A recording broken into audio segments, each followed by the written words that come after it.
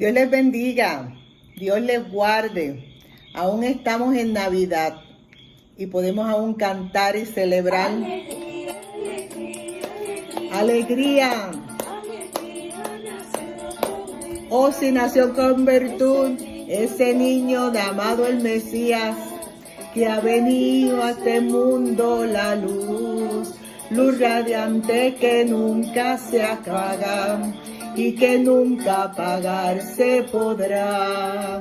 Alegría que ha nacido nuestro Rey en Belén de Judá. Alegría que ha nacido nuestro Rey en Belén de Judá. Qué linda esa canción, ¿verdad? Estamos aún finalizando nuestra época de Navidad y estamos de alegría y de gozo. Y vamos a entrar a la tercera y última parte de los personajes, imágenes y símbolos de la Navidad. Pero usted dirá, pero si ya las Navidades se están terminando y esta maestra todavía continúa con más cosas. Pues esta última parte que les estoy poniendo es para que usted el próximo año, cuando llegue la época navideña, si el Señor no ha venido y usted y yo vamos a estar en vida aquí en el nombre de Jesús, podamos celebrar las Navidades con más conocimiento y entendimiento y con más pasión del símbolo verdadero que es que nuestro Rey ha nacido, como decía la canción con el cual comenzamos esta clase. Bienvenidos oficialmente a la tercera parte de esta escuela bíblica. Espero que ustedes lo disfruten. Como siempre les digo, alerta, lápiz y bolígrafo, y vamos a orar para dar comienzo inmediatamente a los nuevos personajes e imágenes que le corresponden al día de hoy. Vamos a orar y te pido que me acompañes. Alegría, alegría, Señor, tengo en mi corazón y te doy gracias, Padre, porque me das nuevamente una oportunidad de glorificar tu nombre, de reconocer tu presencia en nuestras vidas, dándote gracias por este privilegio de aprender de tu palabra, de escudriñarla y más de escudriñarla, Señor, enseñarla y ambos ponerlas en práctica. Queremos agradarte, queremos glorificarte, queremos, Señor, seguir tus instrucciones para que seamos unos hijos buenos y obedientes. Te pido, Dios, que todo lo que aquí se diga, Señor, sea para glorificar tu nombre, y todo lo que aquí se enseñe, Señor, llegue a los corazones y a las mentes de todo aquel que lo oiga, y no solamente que lo oiga, Padre Santo, que lo ponga en práctica y que lo enseñe a otros más, Señor, para que muchos podamos, Señor, glorificar y exaltar tu nombre y gozarnos verdaderamente de la Navidad, que la Navidad es Cristo. Sabes, Señor, que soy tu sierva, tu instrumento. Úsame para tu gloria, porque toda la honra y la gloria es exclusivamente tuya. En el nombre poderoso de Jesús, amén y amén. Y vamos a dar comienzo inmediatamente a qué personajes vamos a estar tocando en esta tarde, en este momento. A los ángeles, unos personajes también importantes dentro de la Navidad. Y no es para adorarlos y no son para glorificarlos. Ellos tuvieron su personaje, su momento, su tarea para realizar durante este acontecimiento. Y el título nos dice: los ángeles son los testigos de la natividad de Jesús. Y vemos aquí, les traje dos imágenes muy bonitas que conseguí. En esta vemos a muchos apóstoles con una multitud de ángeles adorando y glorificando, que eso es parte de lo que se toca en los versículos de la clase. Y en el otro vemos a Gabriel, que está aquí hablando con los pastores. Si se dan cuenta, están bien tranquilos hasta que llegó él, porque se formó un revolú cuando llegó, vieron un ángel de frente, que si yo hubiera estado con ellos también me hubiera dado miedo, porque era un acontecimiento en aquel momento y todavía hoy, que se te presenta un ángel a hablar contigo. Eso no sucede todos los días, así que no los pongamos en menos, porque ellos están humanamente en una actitud de miedo por algo o un acontecimiento que no entienden. Pero vemos aquí a los ángeles. Si se dan cuenta, no se ve nada de frío, están desarropados, no tienen abrigo, sus ovejas están aquí con ellos y simplemente estaban recostados en las piedras hablando o asombrados cuando llega el ángel a hablar con ellos. Y vamos a ver qué acontecimientos han tenido los ángeles. Uno bien importante es el arcángel Gabriel, cuando hace la anunciación, que usted lo va a poder encontrar en Lucas 1, 26, 38. Lucas 1, 26, 38.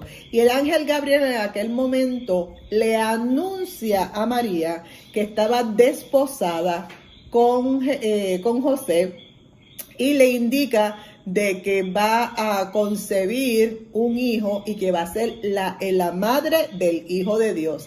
Y en ese momento vemos a un ángel que se le acerca a un ser humano y les da una instrucción. Otro acontecimiento en donde podemos ver los ángeles funcionando o ejerciendo es en el nacimiento de Jesús. Cuando en Lucas 2, 1 al 7, Lucas 2 del 1 al 7, los ángeles acompañan al niño a través de su vida en todo tiempo. Aunque en muchas ocasiones no se ven visibles, sí los ángeles estaban con ellos. En este momento, ellos lo acompañan en su nacimiento. No se ven, a pesar de en todas las láminas presentan ángeles encima de Jesús, encima de María, con los animales. No, los ángeles allí no dice la Biblia que se veían, pero nosotros sabemos que los ángeles siempre han estado al cuidado o resguardando o siguiendo a Jesús en todo su caminar a través del tiempo que estuvo aquí.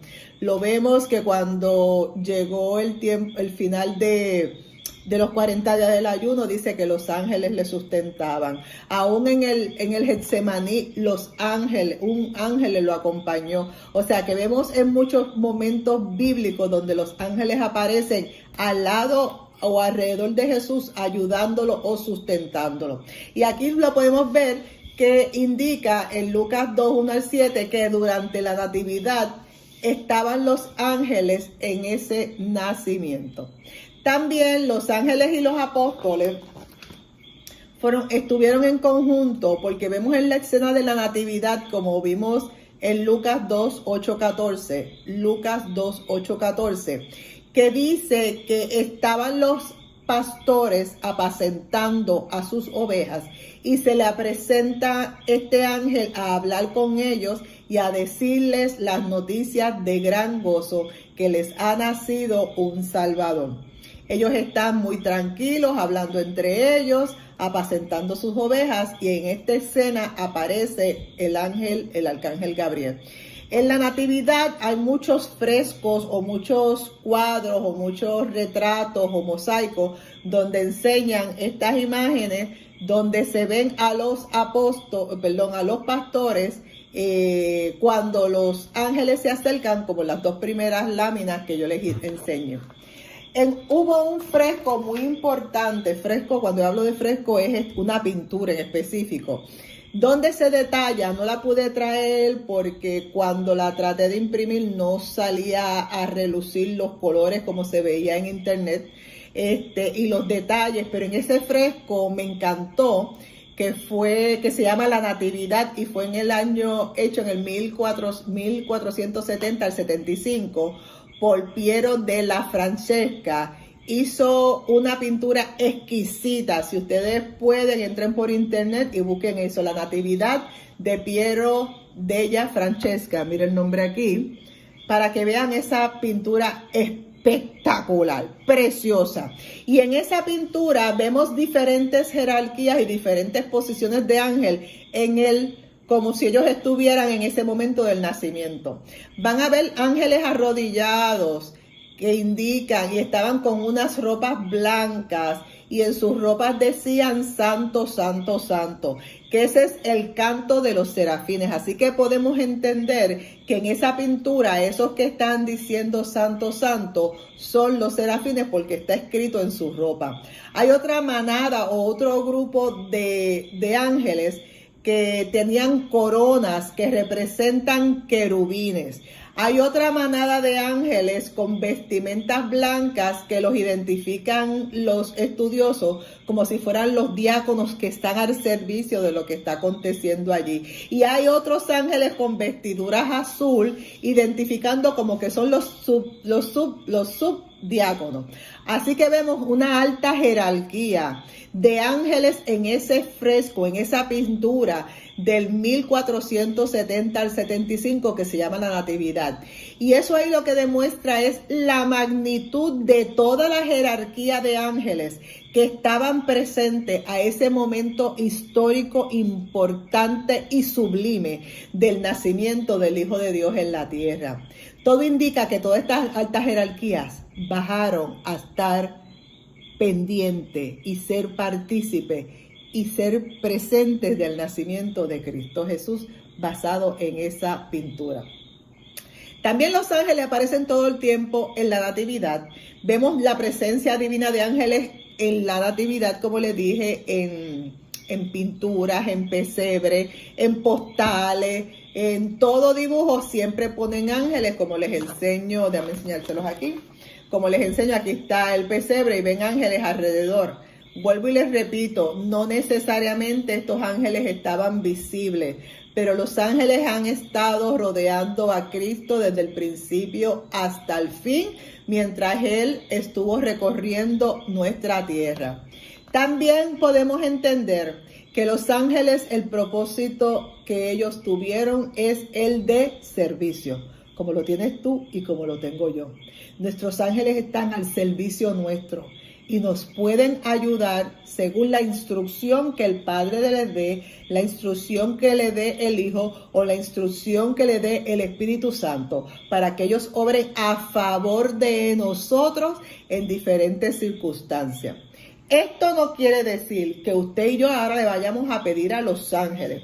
Usted y yo no podemos adorar a los ángeles, pero sí sabemos y entendemos que en este mundo espiritual que usted y yo no vemos, sí hay ángeles rodeándonos a nosotros y están atentos a la instrucción del Padre para que nos ayuden, nos guarden, nos protegen, nos guíen, nos saquen, nos puertan, porque ellos tienen esa autoridad, porque el Padre se las da. Amén.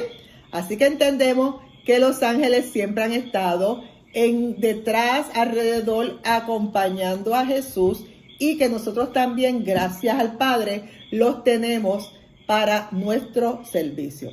Y otra cosa que vamos a estar tocando es por qué Jesús fue puesto en el pesebre.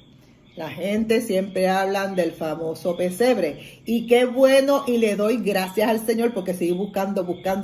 ¿Se acuerda que yo les había mencionado que el pesebre era un lugar donde era en barro duro y ahí se echaban el agua o la comida de los animales que estaban guardados en ese primer piso de la casa de 2 pisos? ¿Se acuerdan de eso? En la primera clase.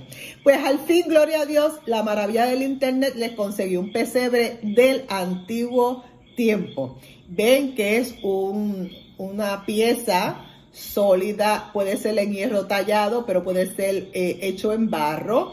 Tiene forma cuadrada y es profundo en el medio, porque ahí o se le echa la comida o se le echa el agua a los animales. Regularmente enseñan este tipo de pesebre, que es en madera, es el que regularmente enseñan en todas las postales o láminas, pero se entiende entre los estudiosos que este fue el tipo de pesebre donde pusieron a Jesús envuelto. Dice que la madre lo envolvió en pañales y lo puso en el pesebre. No fue que él nació ahí. Él nació en algún lugar donde María pudo dar a luz, porque para dar a luz no es en cualquier sitio, no es de cualquier forma, hay que tener unos cuidados, agua y un sinnúmero de cosas. Pero después que terminó todo, como todo estaba lleno, no había espacio donde ellos quedarse a dormir, porque ya todo estaba lleno, no había lugar en el mesón, así que ellos se fueron a la parte baja del mesón o de la casa o del postal o del hostal, son diferentes nombres que tiene.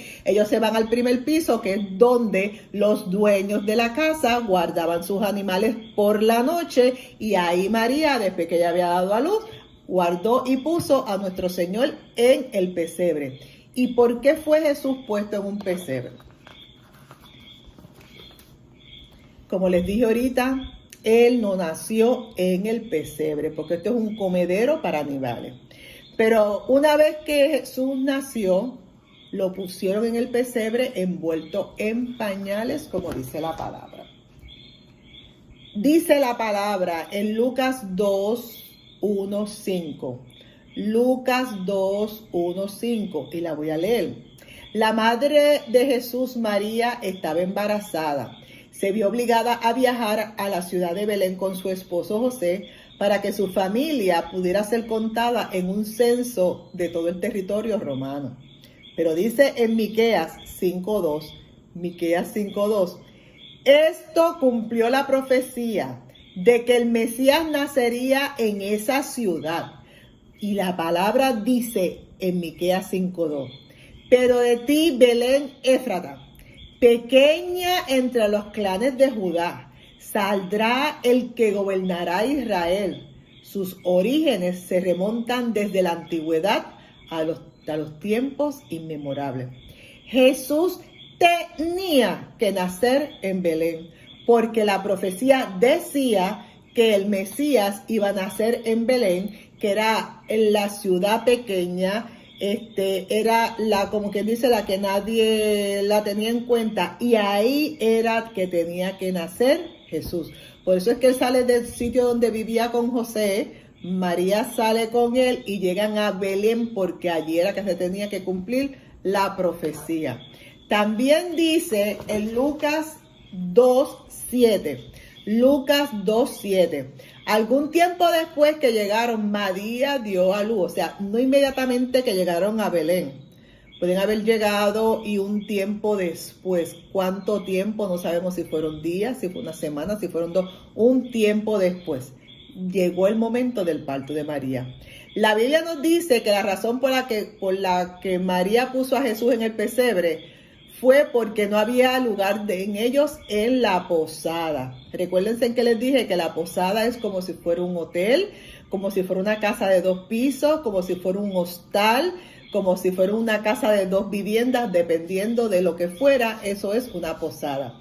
Y dice, hay más del significado de la palabra griega posada, que es kataluma, mírenlo aquí, la palabra kataluma, que puede referirse a una residencia similar a un hotel, pero también puede decirse como que un lugar de alojamiento. Les había mencionado en la clase anterior que por supuesto que no iba a haber alojamiento en ese lugar, porque todas las personas que estaban en Belén habían sido convocadas a ser partícipes del censo que Augusto César había promulgado.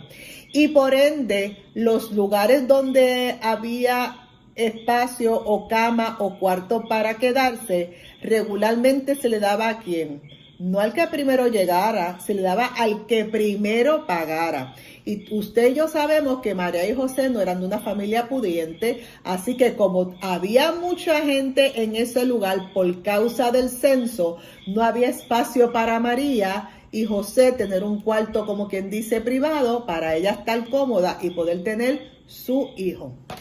Esto ha causado cierta controversia porque la gente piensa que Jesús nació en un pesebre. Muchas veces piensan que es un techito donde con paja, madera. O sea, hacen todas estas alusiones o ideas de que era como un establo. Y nació literalmente en una parte baja de una casa, no era un establo. Muchas casas en esos tiempos tenían un comedor de madera o de piedra para los animales, como le enseñé. Y ese comedero, ellos traían a sus animales a esa área para protegerlo de las noches, porque aunque fuera verano, allá en esas regiones las noches son un poco frías.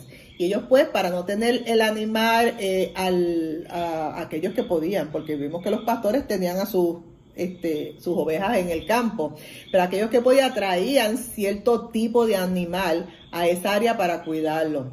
Jesús sí nació en una casa, puede haber sido en ese mismo hostal o postal o hotel, él nació allí, pero lo llevaron después cuando él nació al área del primer nivel, que es donde se protegen los animales, y ahí María lo pone a descansar porque no habían habitaciones para ellos.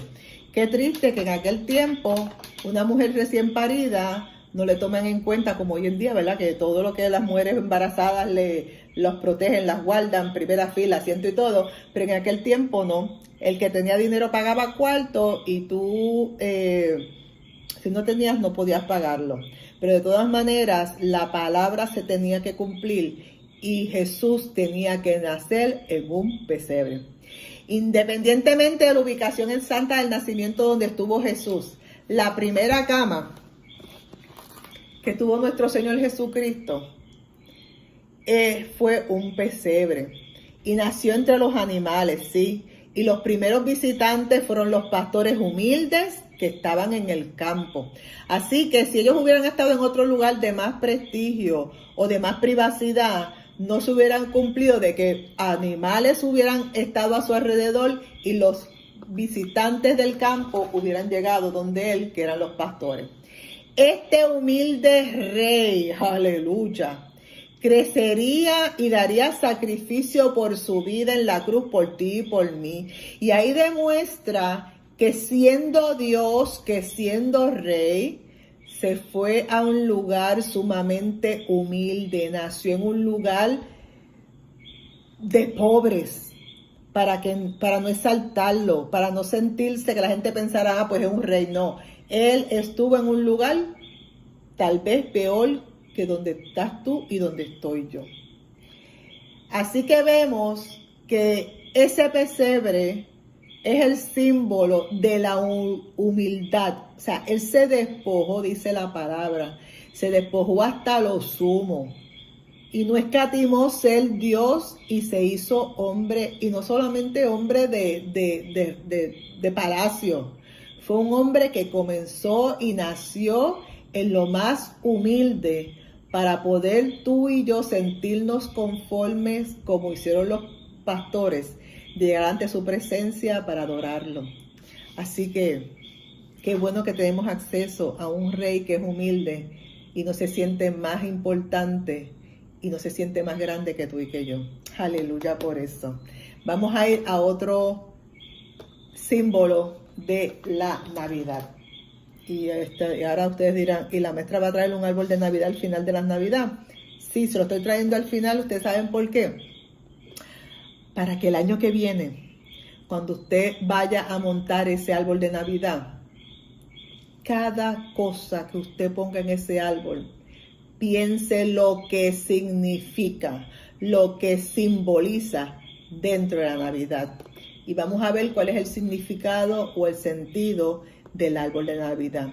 Porque lamentablemente hay veces que critican o regañan o señalan a cristianos que ponen árboles en su casa, un árbol de Navidad, y no se ponen a pensar o analizar el por qué lo ponen. Y vamos a ver por qué el árbol de Navidad no es motivo para que te señalen si tú lo tienes en el propósito específico por el cual lo vas a poner. Y para eso es esta clase. Vamos a comenzar. Uno de los símbolos más comunes en nuestra Navidad son los árboles. Y lo vemos en casi todas las casas, lo vemos en lugares de comercio, los vemos en las iglesias, lo vemos en postales, lo vemos pintado, los árboles de Navidad bellos y preciosos.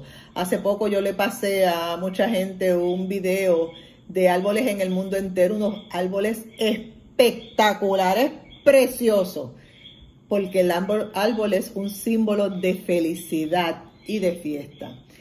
Existen varias versiones y el árbol tiene diferentes símbolos de actos de fe y vamos a resaltar el verdadero significado del árbol basado en nuestra fe cristiana. La leyenda dice que en el siglo XVIII un obispo inglés llamado Bonifacio, mirad aquí nuestro amigo Bonifacio, llegó a Alemania, era inglés de Inglaterra, por supuesto, y llegó a Alemania a predicar su fe cristiana. O sea que este hombre desde Alemania creía, era un creyente en Jesús, y va a Alemania a predicar su fe cristiana.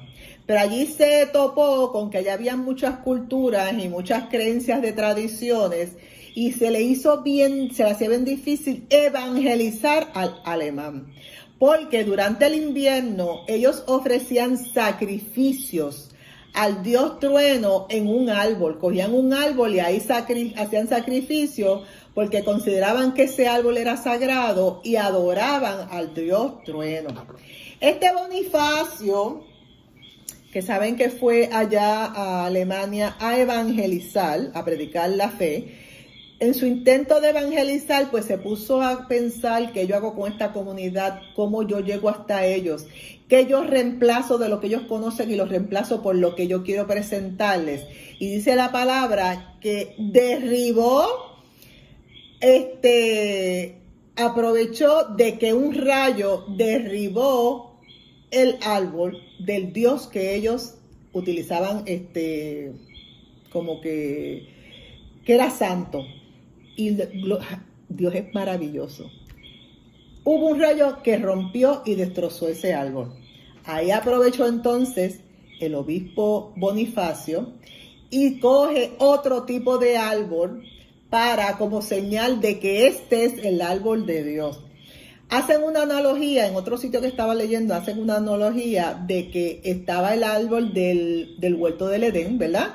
Y entonces dicen, este ahora es el árbol de Dios. Y decidió adornarlo con manzanas que representan, ¿qué? La tentación que tuvo Adán y Eva. Le ponen velas como el símbolo de la luz de Jesús que vino al mundo y iluminó el mundo. Así que él coge este árbol que lo destruyó un rayo, que lo utilizaban para hacer sacrificios al dios Sol, lo sustituye por otro tipo de árbol que lo vamos a ver, que en lugar de ser otro árbol que ellos usaban era el de cedro, creo que pues él utiliza un pino y por eso es que se utilizan los pinos como símbolo de la Navidad.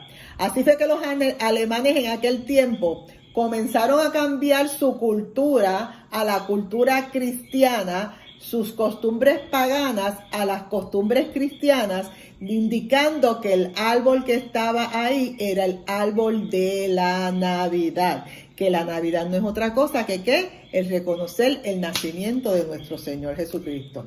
Así que este acto lo que provocó es cambiar una cultura pagana y lo convirtió automáticamente en algo de Dios. Algo que era catalogado impuro, lo catalogan entonces como algo de Dios. Recuérdense que el árbol no es el que tienta, ni la manzana, ni los rituales. El que tienta es Satanás.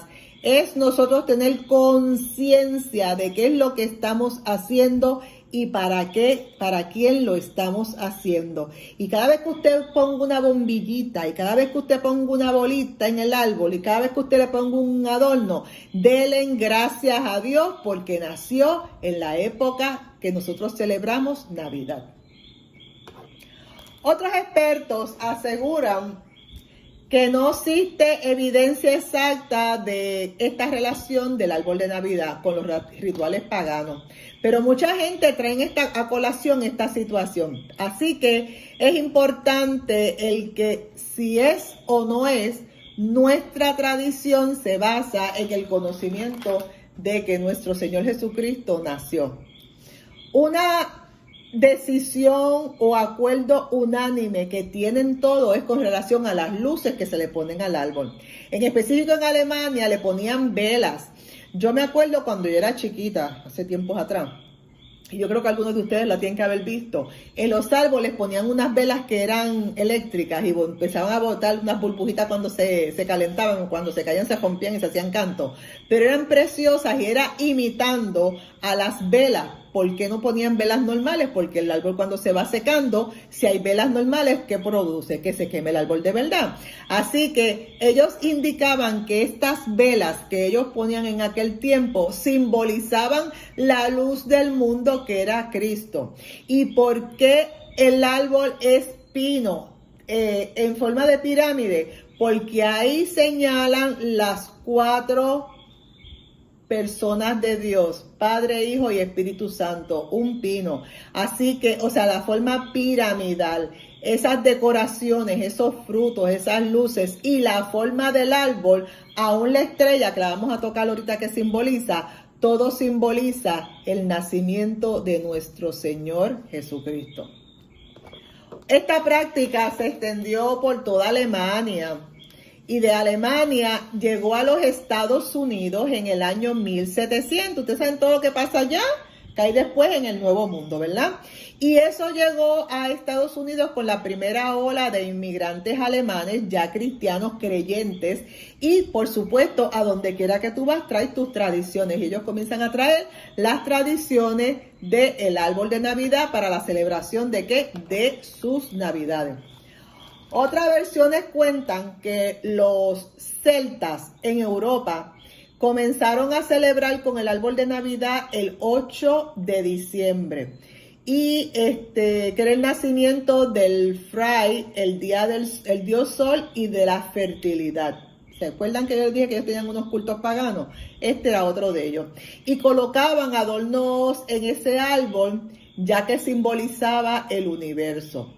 Una vez estos pueblos en Europa fueron evangelizados, cristianizados, tomó la tradición otro círculo, otro curso, y comenzaron a ver en el árbol el simbolismo del nacimiento de Cristo y cambiaron ese árbol que utilizaban, como les dije, por un árbol de pino, que es el cual usted y yo utilizamos hoy en día.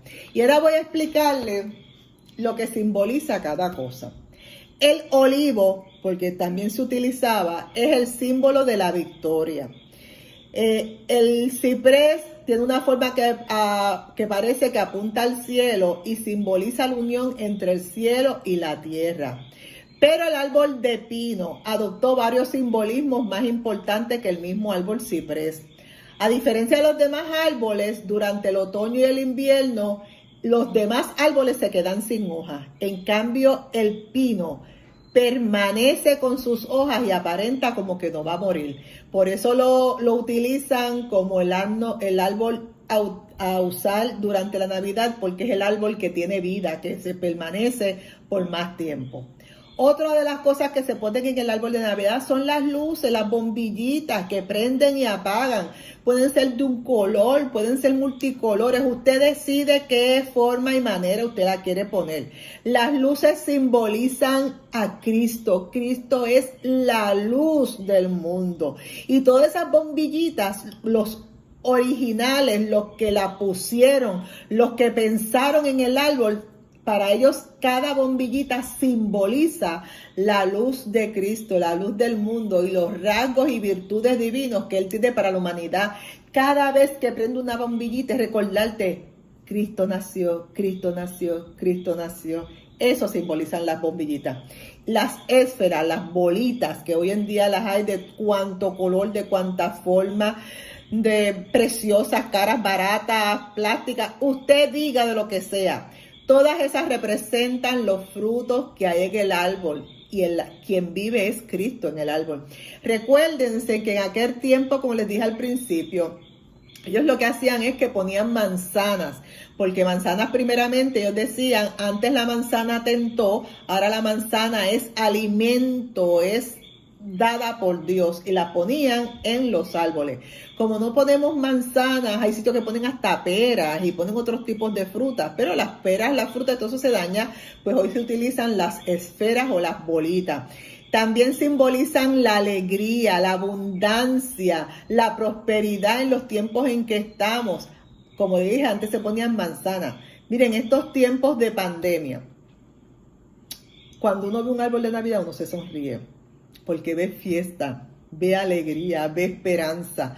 Así que no me critiquen las bolitas, porque depende del punto como usted las vea. Las bolitas dan alegría y las luces también. Y la estrella, la famosa estrella que colocan al principio del árbol, la parte de arriba, representa esa fe. Esa estrella representa la guía que tuvieron los reyes magos o los hombres sabios, como usted lo quiera poner, a llegar hasta Belén. Si esa estrella los guió Esa estrella nos debe recordar que nosotros tenemos que seguir la luz de Cristo para mantenernos buscándolo a Él y serle fiel a Él. Esa estrella simboliza nuestra fe. Y mientras la estrella esté, tenemos que seguirla para buscar al Señor. Otra cosa también que tenemos y ponen en los árboles, que son muchos adornos. Algunos de ellas ponen lazos alrededor de los árboles o le ponen cintas a todo alrededor y eso representa la unión familiar. Las decoraciones brillantes que le ponen indica la gloria de Dios. El color verde que tiene el árbol simboliza la eternidad. Así que si usted tiene un árbol plateado, pues, ¿verdad? No simboliza la eternidad según estas tradiciones o este pensar, pero es un árbol y usted lo está disfrutando. También otra de las cosas de los adornos, como les dije, la forma triangular del árbol representa la Santísima Trinidad. La decoración del árbol de Navidad. Mira, aquí estaba todas esas partes y no se la puse. La decoración del árbol de Navidad siempre debe ser apropiadas y tradicionales. Usted si la va a poner, póngala basado en su presupuesto, en su capacidad económica, no quiera parecerse a nadie. Y si es un árbol chiquito, pues es chiquito. Y si no tiene ningún árbol, de todas maneras, gócese porque Jesucristo nació. Amén. Y no necesita del árbol, pero si lo tiene, pues lo disfruta. Ya que todas y cada una de las cosas que tiene el árbol de Navidad tienen un simbolismo, representan algo. Y estas situaciones, estos símbolos, estos objetos, los hicieron muchas culturas y se han constituido como parte de cada una de esas culturas para simbolizar la celebración que ellos están teniendo del nacimiento de Jesucristo. Quiero recordarles lo que decía Isaías 11:1-3. Isaías 11:1-3. Que se usó para recordar la anunciación o el anunciamiento de que Cristo nacería de un árbol genealógico de Jesé, que es el padre de David, ¿verdad?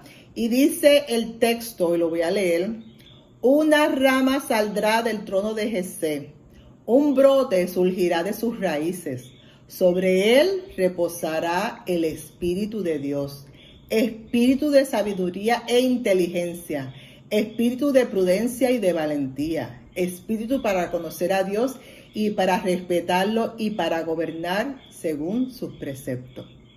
Así que ellos aquí están trayendo a colación que de un árbol, claro, están hablando del árbol genealógico de David, pero la gente utiliza el árbol para recordarse, el árbol de Navidad, para recordarse de todos esos símbolos y todos esos significados que a la postre representan a aquel Hijo de Dios que viene en la genealogía o del árbol genealógico de David para estar con nosotros y para reinar y vivir con nosotros.